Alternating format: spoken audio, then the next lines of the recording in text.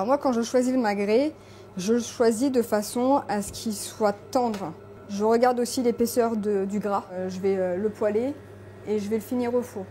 Voilà. Je vais commencer à colorer la croûte de gras en fait, la partie la plus graisseuse, parce que j'aime quand elle est croustillante et qu'elle ait dégagé tout son gras. Sortir sa viande à température ambiante. On la sort 25 minutes avant.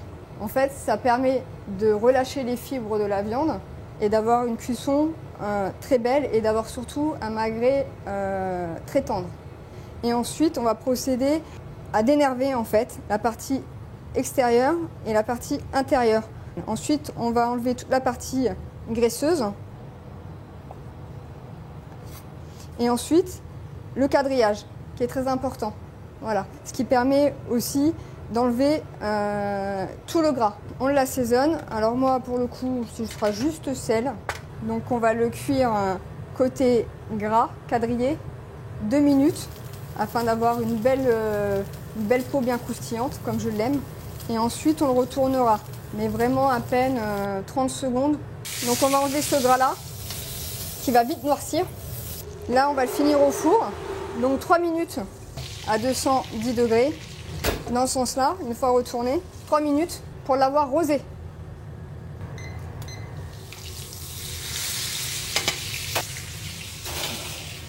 On est maintenant à 8 minutes de cuisson. Pareil, 3 minutes dans ce sens-là. Et au bout de 3 minutes, on le retourne. Comme ça, le sang coagule partout et on a une cuisson uniforme. On est sur quelque chose d'assez frais, donc on sera sur du daikon, c'est du navet long, qu'on a cuit sous vide avec du jus de betterave, avec un coulis de betterave parfumé au gingembre et au citron vert. Ensuite, on aura une sauce soja, en fait, c'est pour glacer mon daikon et avoir un côté glacé sur le canard, avec quelques graines de sésame, quelque chose d'assez Asie, voilà, parfumé au kumbawa, au citron kumbawa.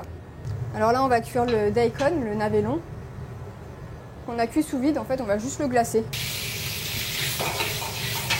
On a conservé notre glaçage. On va badigeonner notre magret de canard et ensuite, on va le découper. On va mettre un trait de purée de betterave.